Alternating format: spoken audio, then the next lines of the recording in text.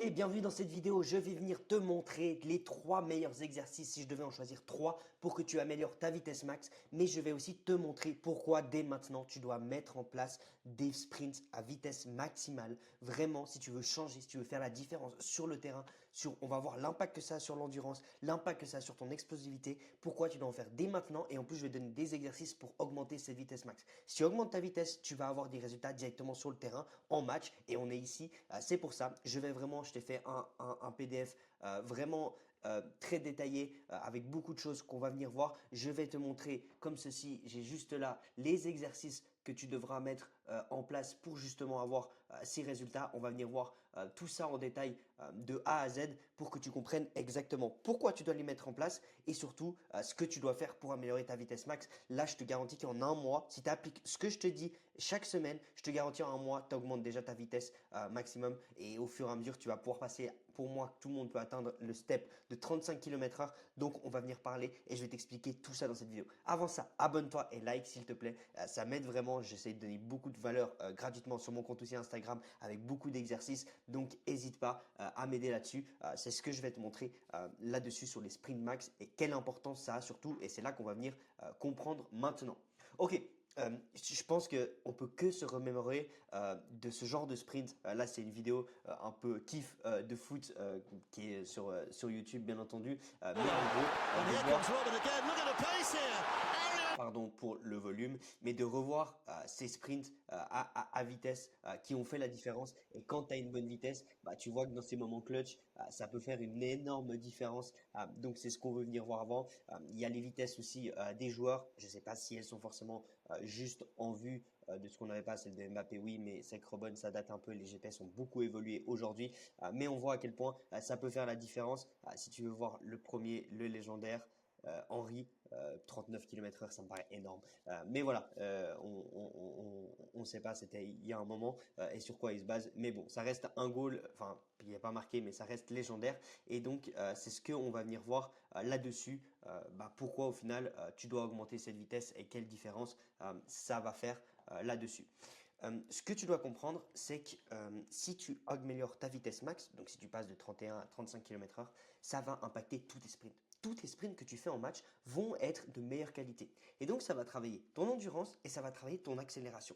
Si tu améliores ton sprint max, tu améliores tout ce que tu fais. Et tu n'améliores pas simplement ta course sur 40 mètres, parce qu'au final, dans un match, on n'en fait pas beaucoup. Et c'est ce que je veux te montrer là, c'est qu'on fait énormément de sprints dans un match. C'est pas simplement là-dessus, on va faire plus de 100 accélérations, on fait plus de 40 sprints, à peu près, des joueurs, ça dépend, mais à un bon niveau. Donc, tu vois l'impact que ça peut faire sur le terrain. Et c'est cela que je veux te dire, pourquoi tu dois travailler en fait tes sprints à 100%. Ça veut dire aller chercher cette vitesse max parce que tu ne le travailles jamais en club.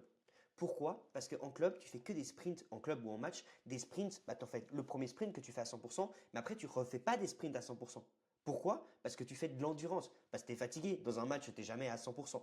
Et du coup, ça fait que si tu améliores ton sprint de vitesse max, donc si par exemple tu passes à 35 km/h, tous tes sprints après 35, 34, 33, tu vois, ça descend au fur et à mesure parce que tu as la fatigue du match, donc tu ne vas pas retrouver ce pic. Et à l'inverse, si tu es tout le temps à 30, ça descend et ça fait que ton dernier sprint, il est peut-être à 30, 26 km/h. Tandis que si tu as amélioré, l'autre il est à 30 km/h. Et c'est ce qui fait que tu fais une différence avec ton adversaire. Et c'est ça que tu dois comprendre et travailler vraiment ce principe de 100% avec un grand temps de récupération. On viendra avec les exercices après cette vidéo, je vais te présenter tout ça. Mais l'objectif, c'est vraiment de comprendre que tu dois les travailler à 100%. Tu prends 40-50 mètres et tu fais un sprint à fond. Au début, tu t'échauffes et tout, bien entendu. Et ensuite, tu prends un temps de récup de 2-3 minutes. En club, tu fais jamais ça. Je te garantis que si tu mets ça en place, tu vas tout défoncer avec ta vitesse max et que tu auras des résultats comme je te l'ai dit en un mois. Simplement avec ça. Et au début, on verra après par la suite, mais tu peux commencer simplement avec un sprint et augmenter au fur et à mesure. Ok, donc les bénéfices concrets, si on en revient, c'est endurance spécifique. Ça revient, si tu améliores ton premier, tous les restes sprints, ils seront de meilleure qualité. D'autant plus tu es meilleur en sprint, moins tu te fatigues. Parce que tu es mieux, tu compenses moins avec les jambes, tu compenses moins avec les genoux. Parce que tu es meilleur là-dessus, tu as fait plus de sprints. Tu as une accélération plus forte. Ça va améliorer ton accélération. Tes dribbles, le premier pas, tout ce que tu fais, tu vas être plus explosif. Et même dans tes changements de direction, tu vas avoir, parce que tu seras plus fort avec tes pieds, tu auras des ischios plus forts. Tu auras tous des bénéfices sur ton match et tu seras un meilleur joueur si tu appliques ça, si tu mets ces sprints en place, je te le garantis. Ok, maintenant, Sprint Max, comme je te l'ai dit, on va revenir un peu ce que tu dois mettre en place. Donc ici, on a une analyse de joueurs. On va revenir après un peu ce que je fais un peu plus en détail pour analyser, pour avoir des vrais résultats beaucoup plus rapidement. Mais là, on va venir voir un peu un joueur de Ligue 2 qui sprint pour te dire à quel point le sprint est complexe et qu'on peut analyser énormément de trucs. Tu vois là, la vidéo, elle n'est pas complète, mais il y a beaucoup de choses qui se passent au niveau de ta hanche, au niveau de tes genoux, tes pieds, ton corps, même de ton bassin et que tu peux améliorer et travailler. Mais simplement maintenant au début, c'est de mettre une distance de 40 mètres à plat avec une récupération complète, comme je t'ai dit. Comme je te l'ai dit, pardon. Donc tu peux mesurer aussi ta vitesse avec un chronomètre. Aujourd'hui, avec le téléphone, tu peux simplement te filmer sur 40 mètres. Tu mets un plot et tu découpes quand tu accélères et tu découpes quand tu fais ces plots. Et ça te permet de suivre un peu, d'avoir ton temps et de voir vraiment ta progression. Parce que c'est clair que savoir à quelle vitesse tu vas exactement, c'est compliqué aujourd'hui. Sincèrement, dans les données, on n'a que un peu les GPS qui sont fiables. Voire faire des calculs sur la distance que tu fais, que je fais avec les joueurs que j'accompagne en ligne. Mais c'est le meilleur moyen pour toi de chronométrer, d'avoir là-dessus. Et voilà, ce que je t'ai mis, qualité avant quantité. Super important. S'il faut que tu commences par un sprint, tu commences par un sprint. Au début, tu peux augmenter au fur et à mesure. Si j'avais un joueur amateur là de 16 ans, je sais pas, de 16 ans qui commençait, je lui mettrais un sprint par semaine. Et au fur et à mesure, je lui en mettrais plus. J'en ferais 2, 3, 4, 5 pour augmenter, pour t'habituer au volume. Parce que tu sais, il y a une notion de progression qui est super importante. Donc, tu vois, tout ce qui se passe dans un sprint, c'est énorme. Il y a beaucoup de choses à analyser.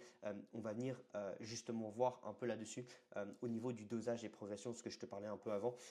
On reviendra après avec les exercices. Reste bien jusqu'à la fin. Je vais te montrer ça. Commence par un sprint s'il faut pour pas créer trop de fatigue. Sincèrement, je pense que tu peux commencer par plus, mais ça dépend de où tu pars. Là, je sais que je parle à tout. Je parle à des joueurs pros, je parle à des joueurs amateurs. Donc voilà, si tu es un joueur amateur, que tu n'as pas l'habitude de faire des sprints, commence même une distance de 20 mètres. Les sprints, ça demande beaucoup. Donc tu te rends pas compte. Tu as l'impression que c'est bon, c'est un sprint, ça ne fatigue pas. Mais ça crée beaucoup de fatigue pour ton corps. Donc il ne faut pas que tu sautes les étapes. C'est important. Et ensuite, chaque semaine, tu ajoutes 2-3 sprints, voire tu peux ajouter plus sur la distance. Au début, simplement de partir de 20 mètres et tu en fais 3. Et la semaine d'après, tu fais 3, mais tu en fais sur 30 mètres. Tu vois, tu peux augmenter la distance au fur et à mesure là-dessus. Moi, au niveau des séances, le nombre de séances que tu dois faire, je t'invite à en faire maximum une par semaine, au moins une par semaine, voire deux. Mais moi, j'aime bien mettre une fois les sprints max et deuxième fois, je travaille plus sur au niveau de l'accélération et la technique de course qui aura des bénéfices aussi là-dessus. Mais si je devais choisir une fois, je mettrais une séance de sprint là-dessus, technique de course, mobilité, pliométrie, technique de course selon tes défauts ou autres, et ensuite des sprints max là-dessus. Et je finirai bien entendu par du foot technique qui est important si tu as le temps et si tu peux le faire. Ok, maintenant, technique de course. Il y a beaucoup de footballeurs que tu dois comprendre que dans la technique de course, on ne sait pas courir. Vraiment, on ne nous a jamais appris. J'aimerais te montrer cette vidéo justement des sprinteurs aux 100 mètres. Alors bien sûr, on ne veut pas devenir des sprinteurs, c'est pas l'objectif, mais j'aimerais te montrer à quel point ils ont une technique slow motion, qui vont chercher une amplitude, qui sont droits et tout. Bien sûr, je ne veux pas te faire venir, mais moi je vais chercher ce qui se passe sur le sprint pour le ramener dans le foot, pour avoir des résultats. Mais tu vois, là on a une amplitude qui est énorme et ça on la retrouve très rarement sur le foot. Bien entendu, ça aussi avec le terrain qui est plus mou et tout. Mais pour te dire que la technique de course peut avoir un gros impact sur toi là-dessus. Au niveau de la posture, de l'amplitude, de leur relâchement, économie de course, plus tu vas sprinter, ça te coûtera moins d'énergie et moins tu seras fatigué. La fréquence, ça veut dire d'avoir un pas qui est rapide, qui passe pas de temps qu'on a vu, et surtout une amplitude que tu vois là, qui est quelque chose de vraiment ouf que tu peux mettre en place là-dessus. Pardon, ma page ne veut pas me changer, voilà. Ok, maintenant on va voir ce qui t'intéresse le plus, les exercices, qu'est-ce que tu dois mettre en place. Donc bien entendu, sprint max, on a parlé. Moi je mettrais au début aussi de la mobilité au niveau du travail de hanche. Il y a beaucoup, on manque d'amplitude et donc d'améliorer ça, c'est ce qui te ferait. Même si je devais choisir 3 exercices, je te les ai mis ici et on va les regarder tout de suite. Le premier, assez basique, que je ferai avec un ballon, des high skip. Là, c'est un peu une autre version, mais simplement de comprendre comment ton mécanisme y va, de lever les genoux et de faire comme ceci.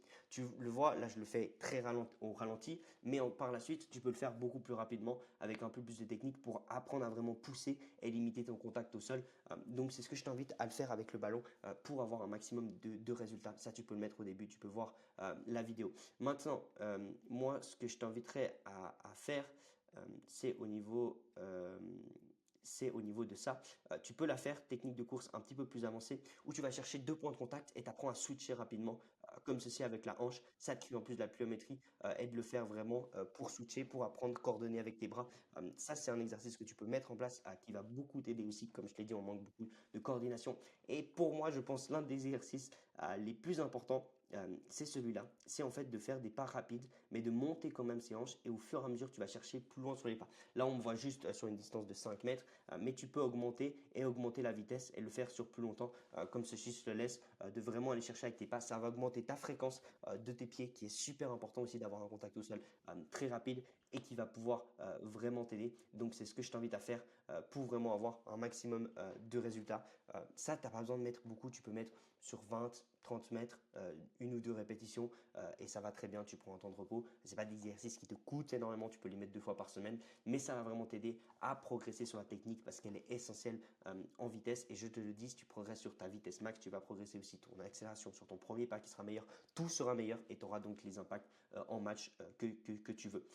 Juste pour te dire un truc, un peu un bonus qui est super important, moi, ce que je fais avec les joueurs les plus ambitieux que j'accompagne, c'est qu'on analyse complètement comment ils courent, quels sont leurs points forts et les points faibles. Et en ayant ça, je peux créer des exercices. Là, ces exercices, c'est de base. Si tu débutes, même si tu es un peu avancé, tu vas avoir des résultats, mais au bout d'un moment, tu vas stagner parce qu'il faut trouver des exercices. Et c'est ce que je fais par exemple avec le joueur de Ligue 2 où j'analyse sa technique de sprint, ça me donne un rapport, je connais ses points forts, ses points faibles. Comme là, on voit sa réactivité, c'est un point fort, projection, c'est un peu un point faible. Donc, on va plus travailler là-dessus. Tu vois, on va plus travailler en salle, ça va changer aussi les exercices. Ça va me permettre de vraiment comprendre comment, bah, là on voit, il y a un travail de hanche à faire qui est excellent. Donc sa mobilité, elle est personnalisée. Ses exercices en salle et sur le terrain sont personnalisés. Donc c'est quand tu vas aller plus loin de faire ce genre d'analyse. Si toi tu es intéressé, tu peux simplement aller regarder sur mon site. Tu peux tu peux me poser des questions sur WhatsApp si tu souhaites te faire accompagner et franchir un cap vraiment sur ta vitesse pour avoir un programme d'entraînement chaque semaine. Tu sais quoi faire, tu as juste à suivre et tu as besoin de créer la tête à prendre un programme, est-ce qu'il est adapté à toi ou autre. C'est ce que je te fais. Donc voilà, c'est ce que je vais te dire. Bien entendu, il y a le travail complémentaire si tu veux progresser en sprint, le travail en salle que tu fais, pliométrie, force en salle. Il y a des sprints résistés que tu peux faire. Je t'invite vraiment à avoir le plus possible un programme personnalisé parce que ça fait une énorme différence sur tes résultats, sur ta vitesse max. Je t'ai dit que tu auras des résultats avec ça si tu l'appliques, mais au bout d'un moment, tu vas stagner, c'est normal. Et d'aller dans la personnification, ça va te faire avoir des résultats. Donc c'est ce que je te montre ici avec cette vidéo, si elle veut bien marcher. Tu l'as sûrement déjà vu. Là, on travaille technique de course spécialement justement en salle pour améliorer ce contact au sol qui est super important. Mais il y a plein d'autres choses que tu peux faire. Travailler sur ton premier pas pour être plus rapide sur ton accélération. Voilà, il y a une multitude de choses. Il ne faut pas non plus en faire trop. Moi, j'aime bien 2 séances en salle, une séance sur le terrain pour tous les joueurs que j'ai. Donc, je t'invite vraiment à avoir ça de faire. Mais tu peux déjà mettre en place les exercices que je t'ai montrés. N'oublie pas de liker, abonner à cette vidéo. Si toi, tu veux passer à l'action, te faire accompagner par moi qui joue aussi au foot, qui comprend, qui travaille du genre pro amateur, tu peux prendre un appel sur mon site ou bien m'envoyer un message WhatsApp pour avoir plus d'informations sur les programmes personnalisés. J'ai différentes gammes de prix, donc je te laisse avec ça. Et n'oublie pas de t'abonner, liker, je me répète, mais ça m'aide énormément. Et si tu veux plus de vidéos, n'hésite pas.